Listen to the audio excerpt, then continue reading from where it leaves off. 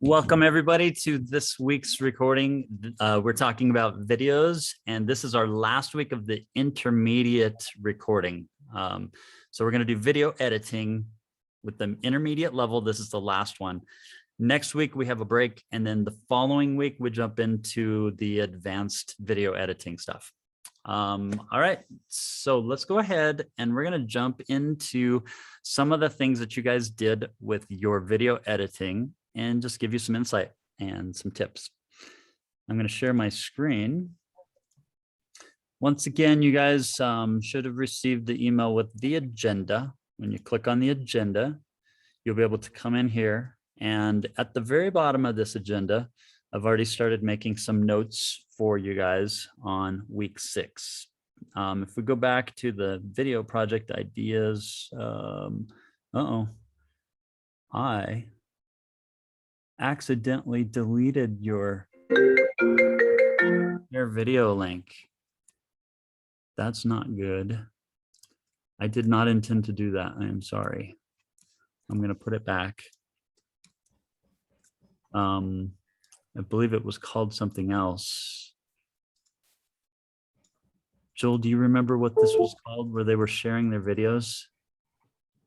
It was like submit and share videos here. No. I'm going to just retype it. Submit and share videos here. I remember erasing something, but I didn't know what it was. Now I know. Okay, so if you come in here, you'll be able to see this link here. This is where you submit your videos, but this link will actually let you see all the videos that were put in. And it looks like we actually have 3 more videos. All right, so we're gonna look, I think, mostly at these week 5 videos. Let's take a look first at Valerie's. And this is an intermediate one. I don't think you guys are able to hear my screen, so let me add that to it really quick. Share sound. Okay. This is already starting to look very interesting.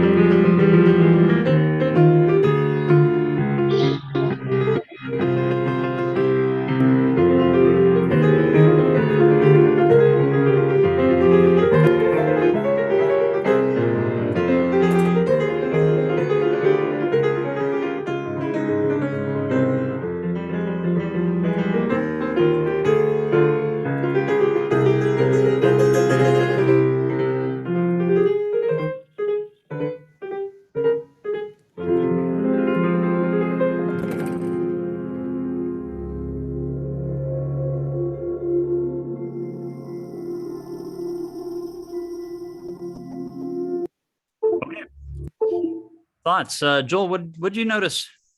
Yeah. So whose video was that? Valerie. Valerie. That was an awesome job. Is Valerie on? Not yet. Okay. So there's something really interesting. A couple of things that are really interesting in this video. The first is a concept that we call B footage. So you'll notice that she put several clips in there that were from a completely different source. In this case, there's the guy with the binoculars. There's a couple of shots with people with, magnifying glasses and different things like that. And she even put at the very end a little sound effect. So this is really interesting because it's not anything that we've talked about in this class. It's probably something we were going to cover a little bit in the more advanced tutorials. But this is basically, B footage is where you take some clips that are, from, some other source. They're not showing the performance anymore, but they have something in common. In this case, Inspector Gadget, has this spy theme. So binoculars, magnifying glasses, things like that are, fit that kind of overall theme. And so she did a really great job of saying, I'm going to fit in some of those things. You probably noticed at the beginning, she also put a title, right, where was it? After the girl there. There's a little sound effect at the beginning here as well that she put in there. The fade in. She faded a transition, so it transitioned. That was actually a crossfade. Yeah, they call that a crossfade. You can actually see the crossfade right there. Yep, she did a crossfade. It was really cool. And then the title comes in. And the title comes in a little, it's an animated title. Yeah. Yep, that little animated title. So that's like probably a pre-built effect in whatever editor she was using. So this was great. This shows this is exactly the kind of thing that I love to see with this course, because people are kind of experimenting and trying things, and that's really how you learn how to make great videos. So that was really awesome. Here's an interesting, so as you start making these videos, you will notice that you start evolving. And so this is Valerie's next attempt, and she did something really good.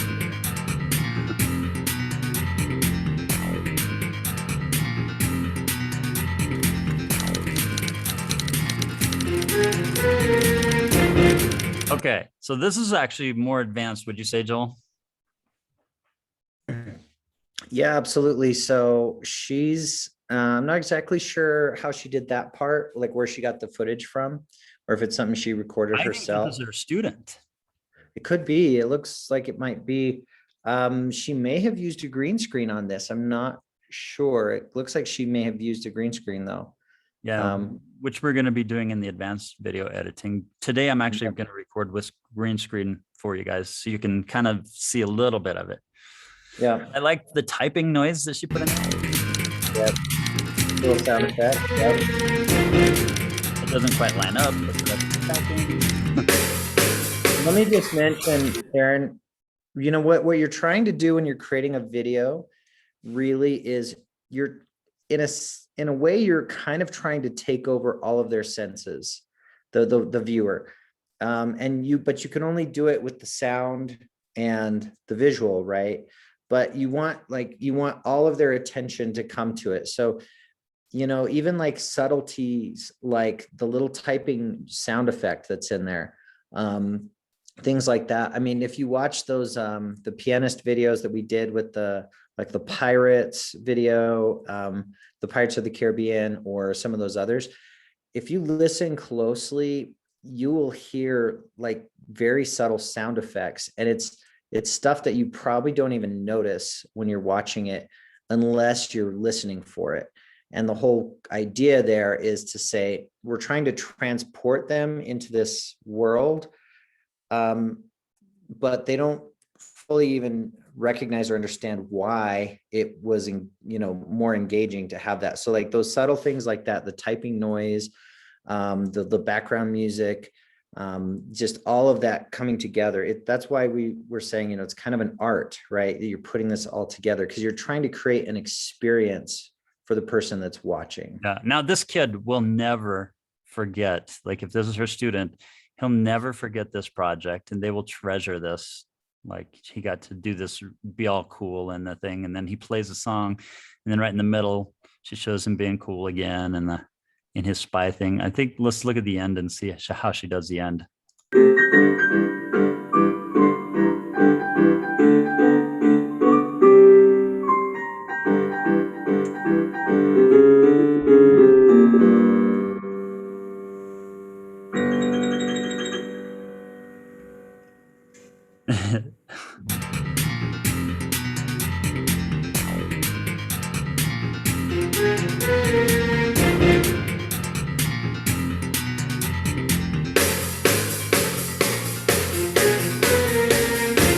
That's green screen for sure, unless he owns unless he owns that car.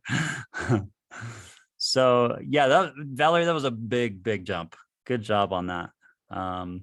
Let's take a look. Pat, we've got Pat did okay, so she started, looks like on a portrait view, and there was a cut right there.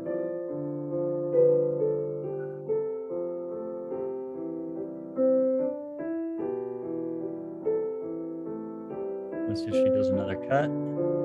I can actually kind of scroll through this here to see where the next cut would be. Right there, comes at 36 seconds. Let's see how that one turns out.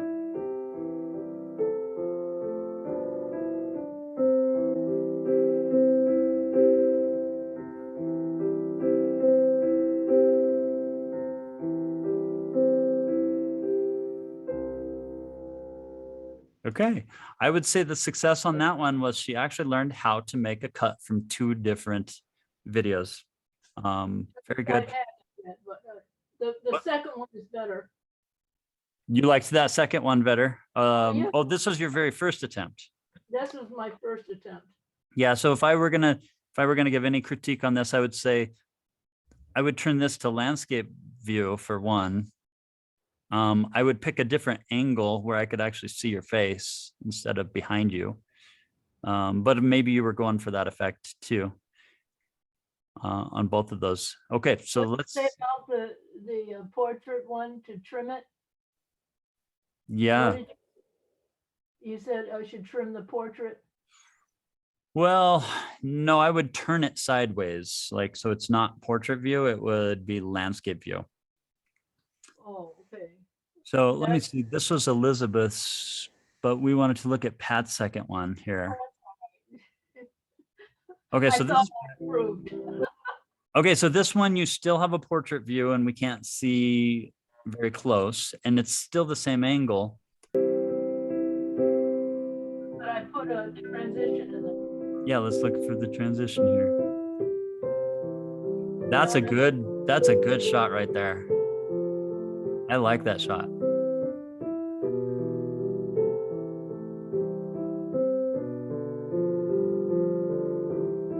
See where you can make the change back. Okay, here goes the change back right at 36 seconds again. You like 36 seconds.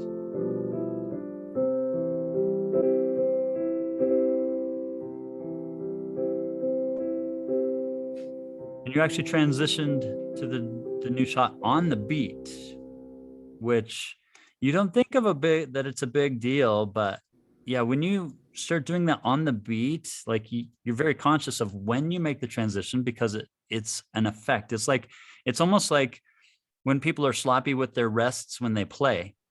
And when they straighten out their rests and they do them right on the beat, it just adds a crispness to the music because the rest becomes part of the rhythm.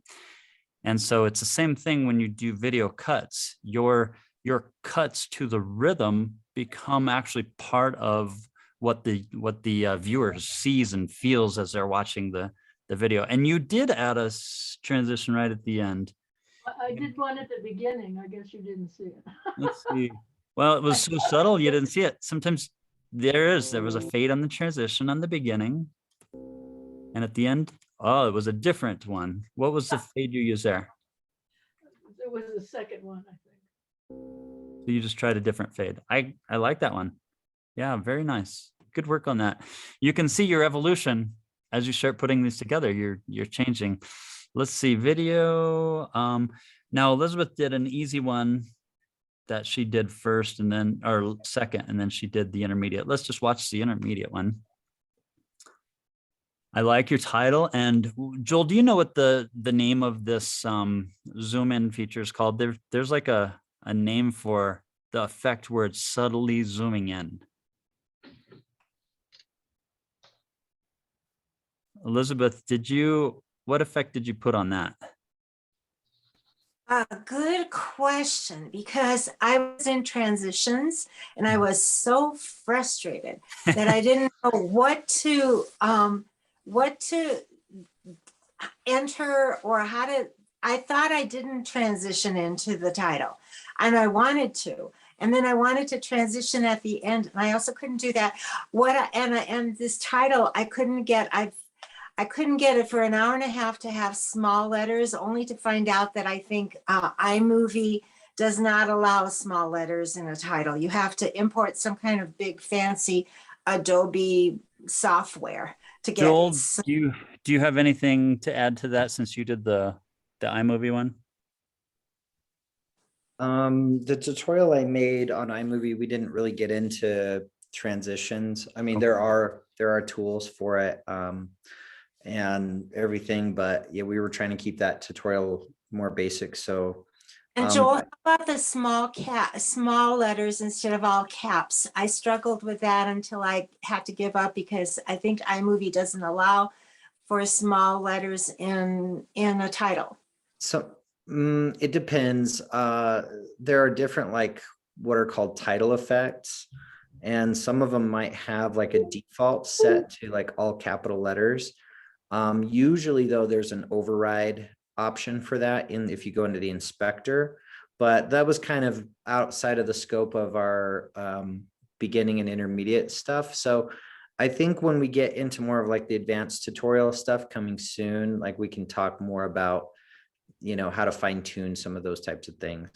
Okay, so you don't know this in my video, but actually I had to wait 2 hours until my husband woke up to be able to cut the first 7 seconds of me at the piano. And then I don't think I transitioned at the end, even though I intended to. And what I learned from all this is who wants to be hired as my manager of videos, because I give up. You did learn a lot. And for you to repeat that same thing, it would take you much less time. Pretty soon you'll get so fast at it that you can produce videos super quick. Aaron, you have way too much confidence in me. Some things I am untalented at. Now you know what some of your students are like when they're fighting to play piano and it came so easy to you. Well, that was part of my presentation, is always know what it's like to be a bumbling full beginner, and that's what I am. Yeah, it's awesome. I'm a bumbling full beginner as well. Yep. So I really like that push title. That's good. And then he cut this first part out. The audio is really quiet. Yes, and I thought maybe that was part of the iMovie problem, because it's not as quiet if I go direct to YouTube from my phone or from. Let's come over here to any cuts you made. Put the volume up, couldn't you? I just turned it up as far as it'll go. Yeah, that's not how it sounds on YouTube or on my phone. So I was frustrated with the sound as well. And then you had a fade out right there. Okay. Yeah, okay, I have a fade out. Okay. Can I make a comment on iMovie? Yep. So there's a way on iMovie to increase the volume there, and you can put it up to 400%. Sometimes it gets a little choppy, but you can increase that volume. Oh, And thank then you, Becky. can also do that in Camtasia and also in Filmora, because I was working with those. Yeah, so if you go to YouTube Direct, I hope that it doesn't sound like that. I am in YouTube. I don't Okay, see anything. but I think my posting on my channel doesn't have that problem with the sound. I don't know. This is your channel. Well, yeah, and again, that audio, like fine tuning the audio and things like that, we'll get more into some of that in the more advanced training side of things. We just kind of wanted to get you guys situated with the overall layout before diving deep into each of those individual topics. And Look, again, Joel, Aaron, you're both hired as help for me. it is definitely a skill you have to learn. This is not something you just do by watching a YouTube video on how to do it. You actually have to do it. And the more you do it, the better you get. And it's frustrating at first, just like anything. But there comes a lot of joy when you're able to produce something for your students that makes a difference in their life. So it's a really cool journey. And now you can respect like all the work that goes into it too. That I do. Very cool. And we had, okay, so we should probably jump over to talking a little bit next about some tutorial videos and how to create a tutorial video. On the other hand, maybe we should vote. Joel, what do you think? Should we jump into like some purposes of screen capture first? Maybe that'd be better. And then because you can get background accompaniment, you can get some video background for your green screen. Yeah, I'm always a big fan of knowing, like when I'm learning something new, I like to know, why am I learning this? Otherwise, it's hard to pay attention and focus on, like, if I don't know why it's important. So when we talk about screen capture, there's kind of a whole lot of opportunities that open up and what you can do, and how you're showing things to your students. And I would say the screen capture especially comes in handy when we're talking about like tutorial type videos. And Aaron's going to pull up an example, I think, here that shows like what we're talking about. Now, the other thing you can do with screen capture is you can create what we call a Soundtracking your content can be tricky. screen. It doesn't have to be. Find the perfect track. Okay, you can go ahead and talk about it. So split screen, I think this one might have that on there. And what's nice about split screen is you're basically taking two camera angles, but you're creating like two separate panels, two separate windows of view. So that way you can show more than one thing at a time. And this one actually has a 3 video overlay. Yeah. So this one, yeah, he's using the green screen, he's using a screen capture, and he's using a camera overhead and mixing it all together into one video view here, which is cool because then you can show things that otherwise you wouldn't be able to show in a single view. We have a question on that? Nope. Okay. Yeah. Yes, go ahead. Cool. Yeah, sorry, I couldn't get to the mouse quick enough. Why? So the keyboard, we have this issue with our keyboard. In this particular example, it's slightly skewed. I have seen people where you can't see the legs when you're looking at the keyboard. Yep. And it looks like perfectly straight. And we do not know how to do that. For one, you need to make sure your camera is perfectly straight. And that's just by looking at it. Yeah, and I didn't do that on this video. That's one of the things that I didn't like about this. And I also didn't like that I was wearing headphones. Joel said he doesn't mind the headphones in there. It just makes it look like you're in a studio. There's another thing where sometimes you'll see video tutorials where the piano looks really, really like even and straight and everything. A lot of times when those videos are shot, the camera is pretty far away. So for example, like they're probably shooting that in a room that has like 20-foot or 30-foot ceilings.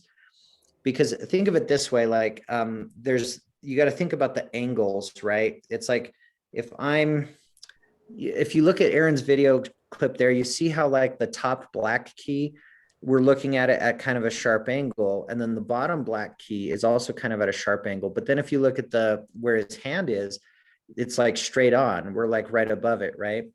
Well, the closer the camera is to the piano, the worse that effect will be. The farther away the camera is, the less of that, those angles you're going to see as well. And so, and I shot this with a GoPro a GoPro actually has what they call a fisheye lens too. A wide angle lens, yeah. Yep, and that'll fish it, or a wide angle lens can sometimes make that a little bit worse too. So there's a lot of factors like your lens, how far away the camera is. And I know that, you know, especially if you're shooting and making these videos in your home, you may not be able to get it to look quite like, let's say some of the more professionally done videos. I mean, even in our studio there, I think, what do we have, like 9-foot ceilings, Aaron? Yeah. So it's not, you know, it's not always the most ideal. And now Aaron could have taken a little more time probably and straightened out, even in editing, straightened out this clip a little bit more. But yeah, it looks like maybe his I was in a camera was hurry. a little bit crooked. He was in a hurry, so he didn't spend as much time on it as he, you know, probably could have. So it's, you know, you have to just kind of decide like how picky do you want to be about that. And it's always a balance of like, how much time do you have to make a video and how much time do you want to spend editing and making sure everything's just and now right. you can see on this video, I actually put this in a playlist because I made a 10-part video series on teaching people how to read a lead sheet. And so I go into part 1, and that's a 7-minute video. Part 2, and I titled this "The Root of the Chord," and then the melody plus the root, and then the part 4 video is playing the open fifth of the chord, and then playing the melody plus the chords, and then invisible chords. And then I talk about the quarter note, subdivisions, dividing the beat in your left hand, and then adding arpeggios to it. And then finally, I show how to improvise after doing all of that. But the intro of this video, I showed like what improvising is. And you can see how I started it. I'll go ahead and just start it from the top. You can see some of my video effects. I added a little title there, plus a fade in. I added audio in the background. Hi, and welcome to this course on how to read a lead sheet. A lot of people want to know, how can I make a song sound really good if I just have a melody and a chord symbol? This is called lead sheet. And what it consists of is a melody plus this little chord symbol written above, the C. So what I've done here was I'm guiding the user or whoever's watching this, I'm guiding their eyes to look at what I'm talking to. So I use that red arrow to actually bring their focus right to where I'm talking, because I've noticed a lot of videos don't actually do that, and it's hard to follow along. So I use that trick to help keep their attention focused on what I'm talking about. And what that means is you play the melody in the right hand, and you can fill chords in that C chord, and then the left hand does a pattern based on that chord. So let me give you an example of how that works. Now I'm already 50 seconds into the video, and at this point I'm thinking, I don't know, maybe I should have started with an example and said, you want to play like this? Let me show you how. I kind of lost 50 seconds, I feel like, in this video, when I should have jumped right to this.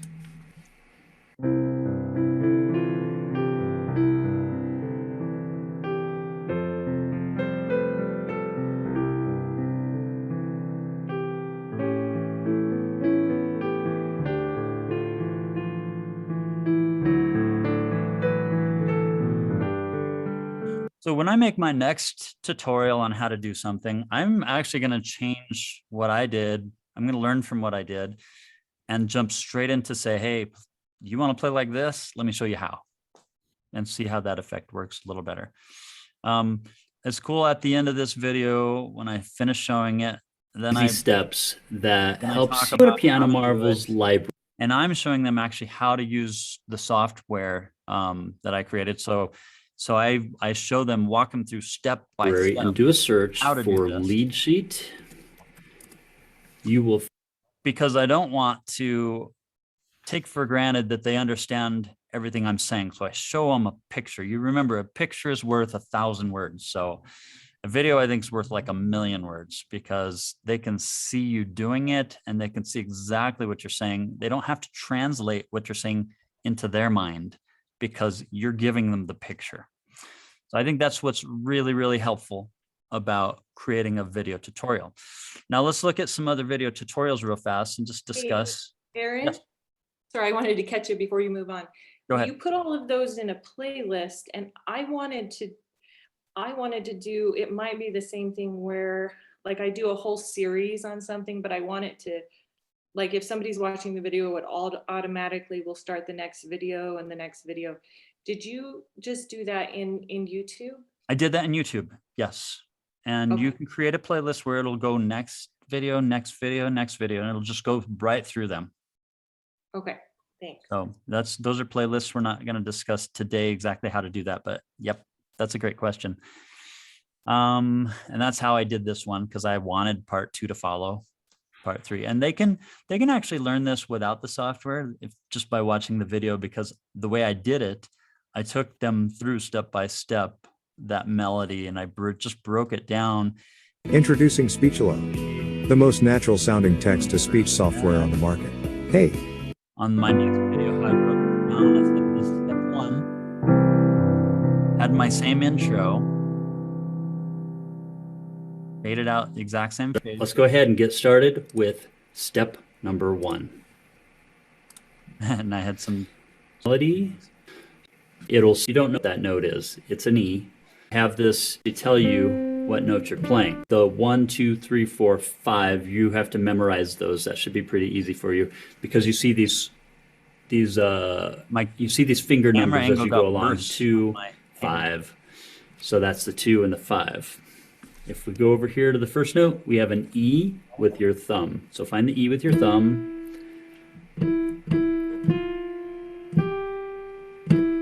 Now I want to talk a little bit about the effectiveness of that blue cursor as it's going along with your notes, because I've seen these done without any indication of like, hey, this is where you are in the score. And it's really hard for people to follow along if they don't read music really well.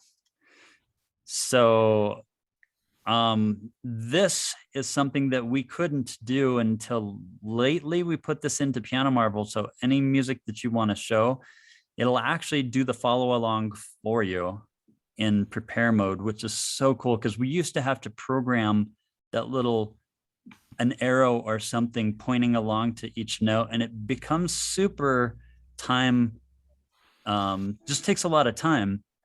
And when you get into something a little deeper, let me show you this one, like with more notes, then it becomes even harder. Here is, I think I've got to hide my thing right here. We have an example of a more complicated score. So this is a video tutorial that I did that without any talking at all.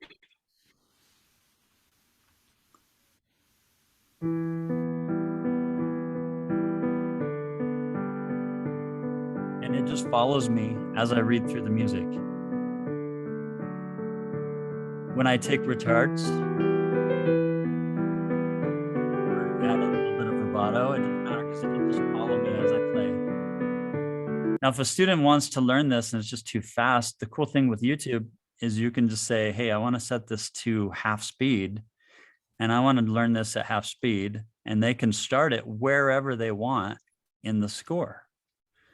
So if they want to say, okay, I'm going to go to that next section right there, and I want to start learning it here, you can do that.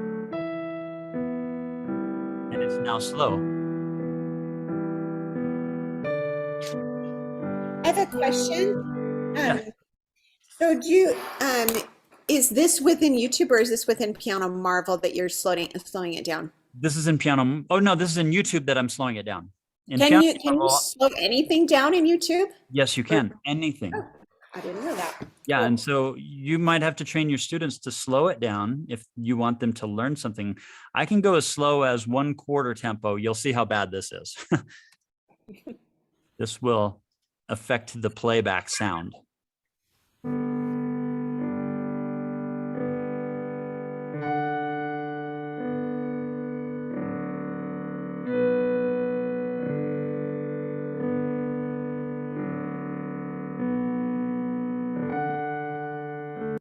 I often use YouTube to watch tutorial stuff, but they talk so slow sometimes that I feel like, you know, I need to speed this up to like 2 times the speed.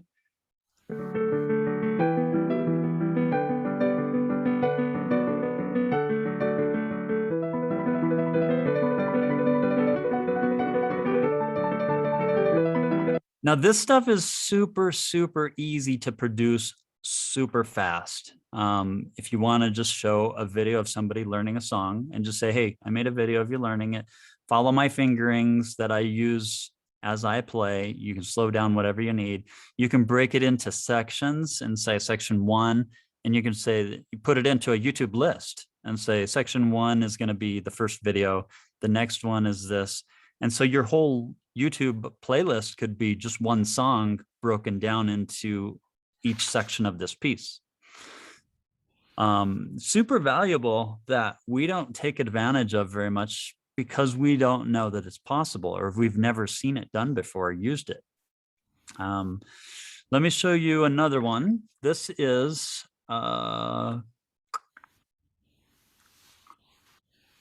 this video is one that I found that doesn't show the sheet music. Instead, it uses Goodbye, Roman fees that rack up overseas. Synesthesia, right? Hello, automatic coverage when I'm exploring the world. Hello, Google Fi, a phone plan that can.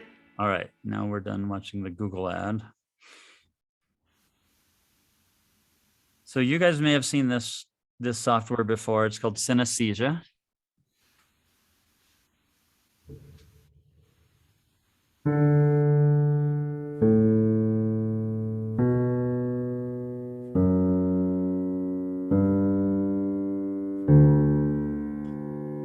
You actually don't have to read music to be able to learn this song. And same thing, you can slow it down or speed it up and create a video using Synesthesia if you want to do that. I am actually a fan of teaching reading, reading actual sheet music. And so I don't actually like this approach because it kind of gets rid of me as a teacher.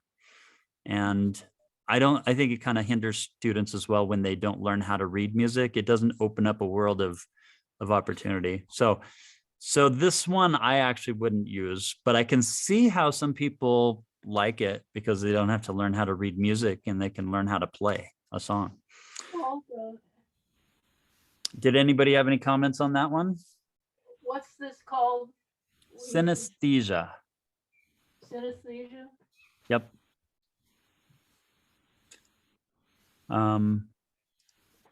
Here is an interesting video that somebody put together. In this video, I'm going to teach you as quickly as I.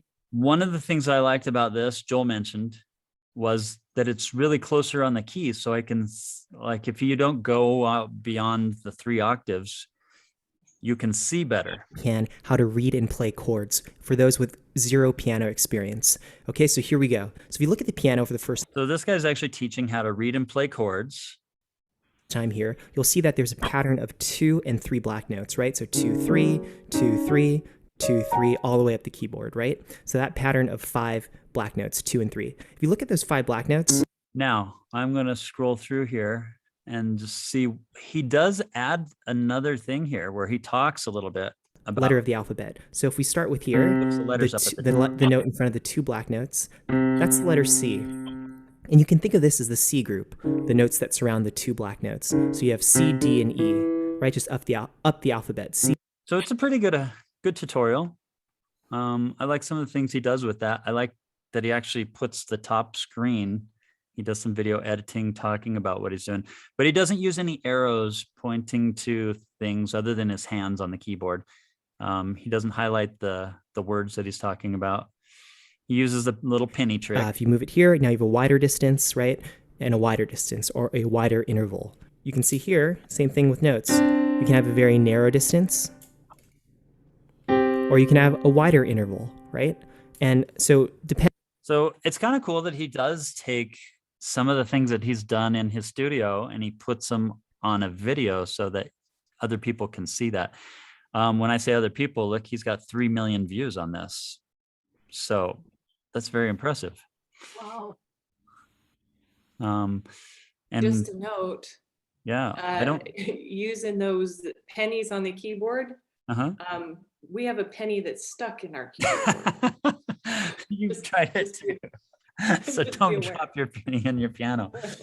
I've dropped pennies in my piano too, and it's hard to get them out on a digital piano. It's really hard. Acoustic piano's not as bad. You got to take the action or that front plate out, but I've taken lots of pianos apart and found lots of things like crayons and pencils and things that I dropped as I'm teaching. So anyway, let's talk about how to actually do this now. Now that we know, Joel asked, like, why do I want to know this? Well, it's so you can create some really effective teaching videos.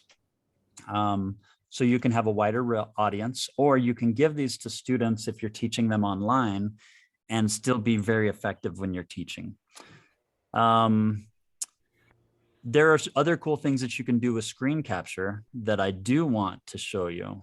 I wonder if we ought to let's do this. Let's jump straight into creating a tutorial video.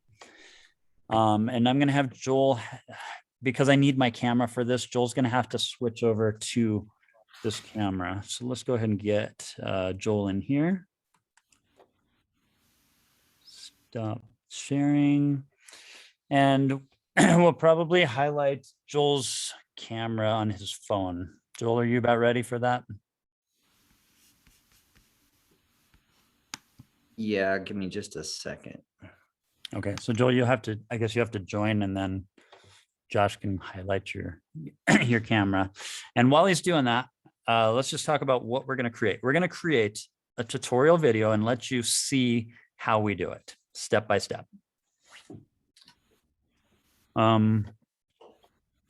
Let's just look at the studio first. I can't do it with this camera because it's stationary, but Josh, can you go ahead and highlight Joel's camera?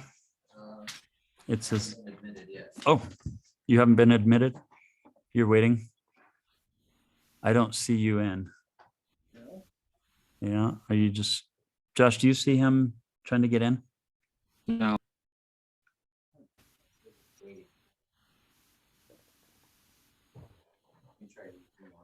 Okay. Nice shirt, Josh.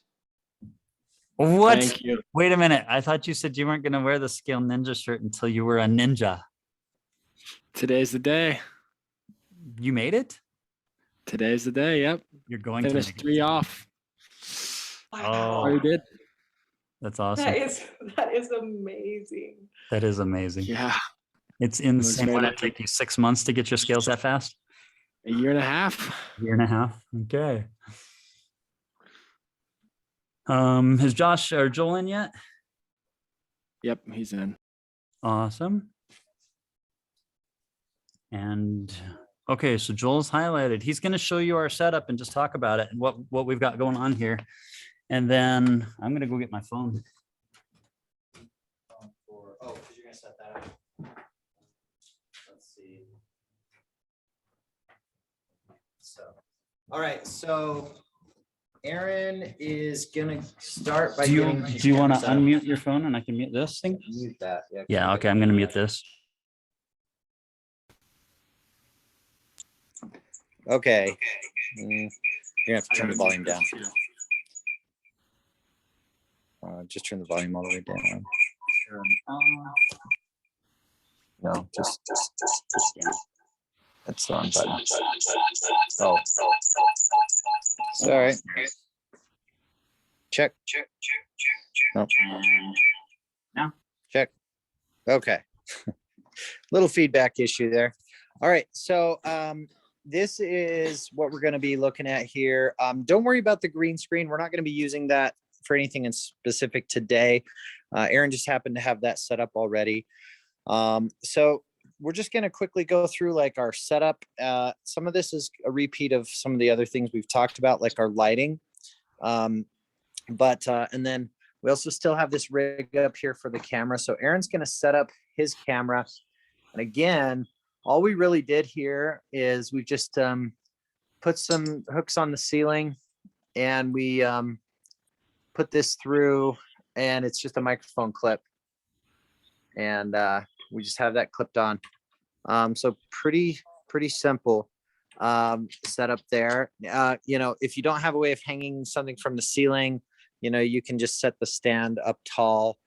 That's another option, but since we had this option, we thought it's just a little more convenient. So he's going to get that set up. We're going to also get these lights turned on. Let's see, this one I do need our battery for. So I'm going to, I was charging these ones do have batteries, which is really nice. And they last for a pretty long time. These lights also, these are ones that we've put a link to for you guys already. These ones also have a plug-in option. So I'm going to go on here and I'm going to turn these up pretty bright. Full brightness, 100%. And again, this just gets us an even lighting throughout. So I'm going to take, I've got this light. So this light here and this light here, I'm going to have on. And if I'm going to put, see, here's the angle from this light. So you can see the light is here. Our angle is going to light up on these keys. Okay, so it's kind of tilted down even a little bit so that it's facing to the keys. I'm doing the same thing here with this light. It's angled down toward the keys. So I'm doing that because these black keys will create shadows. So if I put light coming in at this angle, I'm reducing the shadow that I might get here. And then the light that's coming from this direction will reduce the shadow that we're getting there. So I'm going to go ahead and turn those on. They're not on yet. I'm going to turn this up to full brightness. We'll turn this one on as well. Full brightness, bring it in a little closer. And it might be hard to see from your perspective, but already there's less shadows on these keys now. And then this light, I've got this facing, and if we look at from here, here's the angle, right? This is where that light is shining. Well, what's that? Let's see, let's bring it over a little bit. This is going to illuminate the left side of Aaron's face so that he doesn't have a bunch of shadows from the overhead lights. Okay, so we're evening out the light, and we're doing the same thing over here. This light, if I come and look at the angle we're from here, I'll bring it in a little closer, and there we go. Now we've got the right side of Aaron's face illuminated. Okay, so Cool. let me talk about one thing real quick. So you'll notice that I'm using Zoom right now to record with my camera and my microphone here. I'm going to have to actually stop my Zoom. And the problem is I'm actually recording this onto my computer. I'm going to ask Josh. Josh, would you be able to start the record on your computer? Yeah, I'll press record right now. Okay, that'd be great, because then we can keep, post this thing live later. Tell me when you're starting and I'll turn mine off. Mine's recording. Okay, I'm going to just exit. I believe I need to make Josh the host. So you are going to become the new host. And now I can leave the meeting.